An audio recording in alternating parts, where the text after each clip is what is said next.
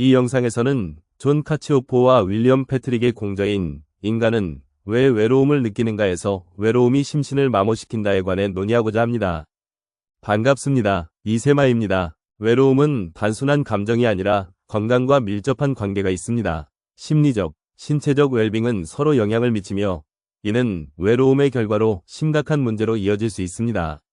외로움은 사회적 관계의 결여로 인해 발생하는 심리적 상태로 고립감과 함께 심리적 고통을 동반합니다. 이는 개인의 전반적인 행복감과 건강에 부정적인 영향을 미칩니다. 외로움은 심리적인 부담을 줄 뿐만 아니라 심혈관 질환 등 신체적 질병의 위험을 증가시킵니다. 세계보건기구에서는 건강을 질병의 부재만이 아니라 신체적, 정신적, 사회적 웰빙이 완벽한 상태를 말한다라고 규정합니다. 진화유전학자 리처드 로원티는 삼중 나선에서 유기체를 순전히 열역학적인 이유로 마모될 수밖에 없는 전기 기계적 장치라고 묘사했고, 소설가 존 어빙은 우리 모두는 말기 암 환자다라고 말했습니다. 외로움이 우리의 에너지를 소모시키고 신체적 및 정신적 기능을 저하시킬 수 있습니다. 많은 연구에 따르면 외로움은 신체와 정신 건강에 중대한 영향을 미친다고 합니다. 12년 전 역학 연구자 리자 버크먼은 친구가 거의 없는 사람이 친구가 많은 사람보다 연구 시점부터 9년 안에 사망할 확률이 2배에서 3배나 높다는 사실을 발견했습니다. 그리고 사회적 관계가 거의 없는 사람은 뇌허혈성 심장병, 뇌혈관 및 순환계 질환, 암, 그리고 호흡기와 위장 등을 포함하는 넓은 부류의 질병으로 사망할 확률이 높았다고 주장합니다.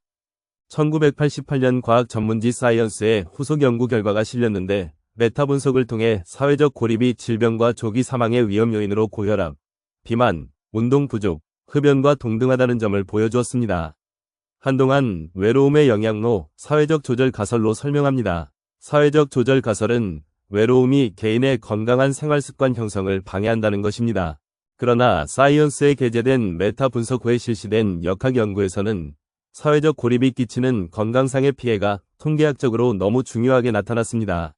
그래서 건강 문제를 전적으로 개인 습관이나 행동의 차이 탓으로 돌릴 수 없다는 결론이 내려졌습니다.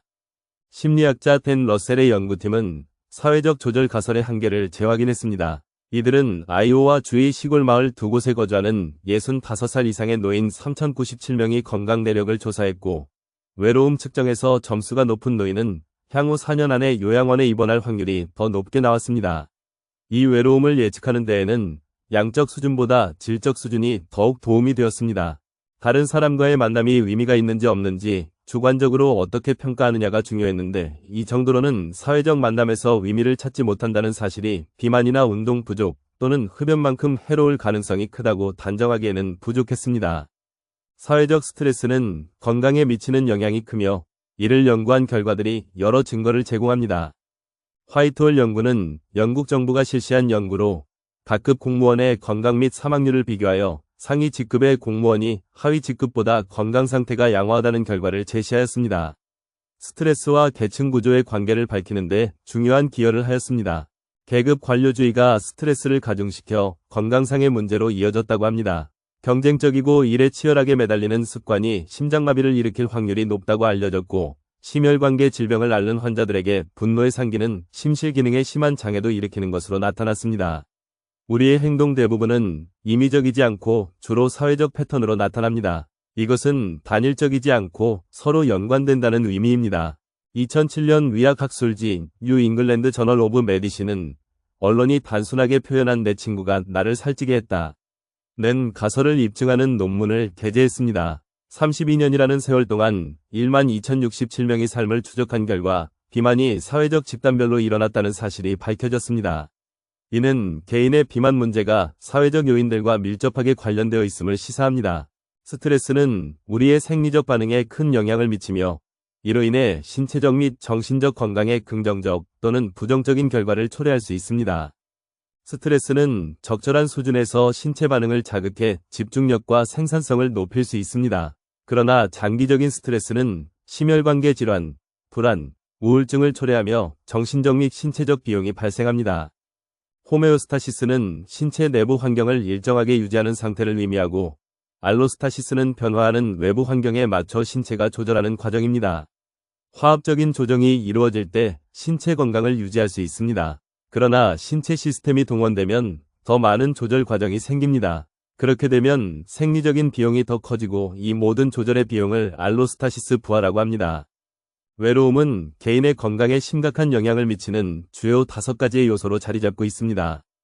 사회적 유대가 결여된 외로움은 개인의 건강한 생활습관 형성에 부정적인 영향을 미칩니다.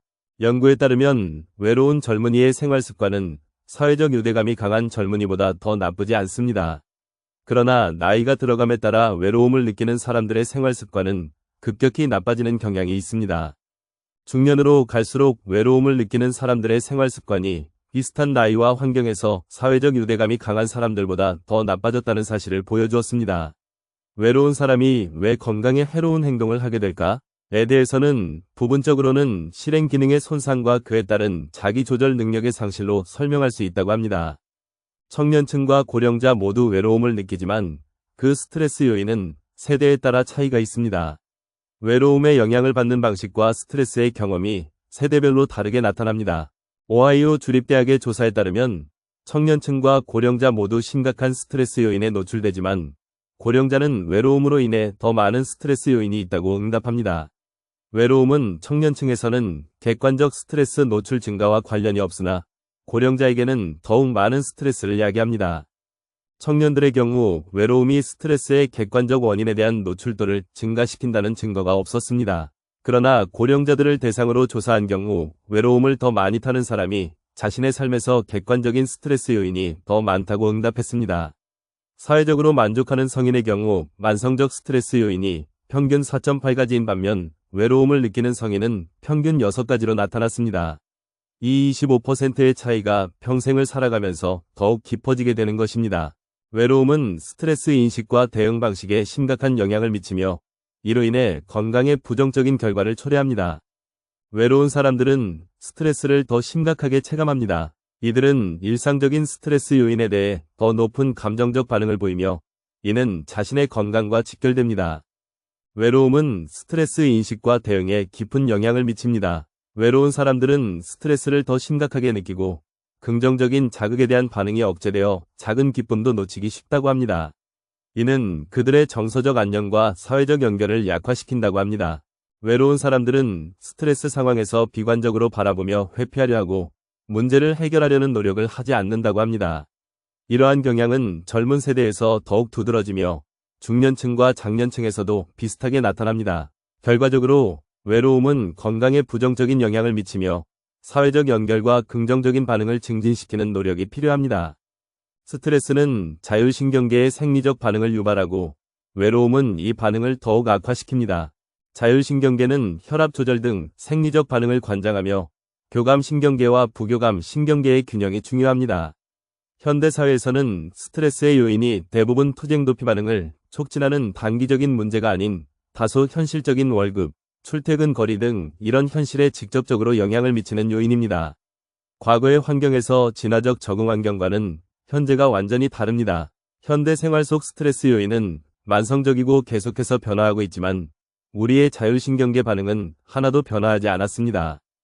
계급사회에서 이러한 사회적 스트레스가 커지면 건강에 전혀 도움이 되지 않습니다. 건전한 생활을 하지 않고 건강을 해친다는 사회적 조절 가설은 나이가 들어갈수록 더 외로움이 심화되고 사회적 유대감이 약화되는 등 차이가 나타난다고 합니다. 또한 고령자의 경우 아침 소변에서 스트레스 호르몬인 에피네프린의 수치가 높게 나왔습니다. 외로움의 알로스타시스 부하가 신체의 면역과 심혈관 기능에도 영향을 준다는 사실을 입증하였습니다. 그러나 염증이 오래 지속되거나 너무 늦게 발생하면 오히려 치료를 어렵게 하고 방해하며 몸의 기능에 손상을 줍니다. 즉 만성화되면 심혈관계 질환을 촉진한다. 외로움을 느낀 다음날 코르티솔 수치가 높았으며 이는 외로움이 세포 깊게 침투하여 영향을 끼치고 유전자 발현 방식까지 변화시킨다는 사실을 알아냈습니다. 코르티솔의 수치 증가를 측정할 수도 있는데 부심피질에서 생기는 이 스테로이드 호르몬은 스트레스 요인이 나타났을 때 신체의 신진대사와 근육에 작용합니다. 외로움은 DNA가 RNA에 복사되는 전사 과정을 바꾸고 그 결과 코르티솔에 덜 민감해져서 염증 반응을 억제하는 능력을 감소시켰습니다. 만성적 스트레스와 외로움은 심혈관계 질환, 면역 기능 저하 등 다양한 건강 문제를 발전시킬 수 있습니다. 코르티솔 수치의 증가는 세포 수준에서 염증 반응을 악화시켜 건강에 치명적일 수 있습니다. 스트레스 회복 능력은 건강한 삶의 질을 좌우하는 중요한 요소입니다.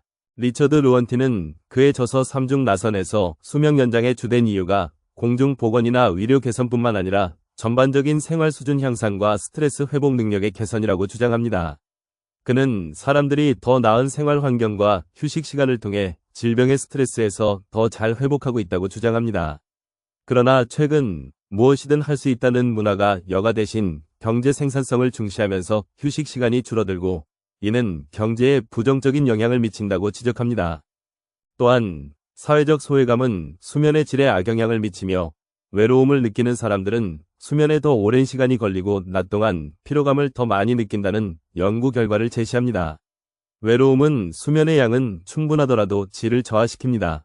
외로움은 인간의 본성을 드러내며 인간은 본질적으로 사회적 존재입니다. 이는 우리의 정체성과 밀접한 관련이 있으며 사회적 관계의 중요성을 강조합니다. 외로움이 건강에 미치는 영향을 이해하고 사회적 맥락의 중요성을 탐구하는 것이 필수적입니다.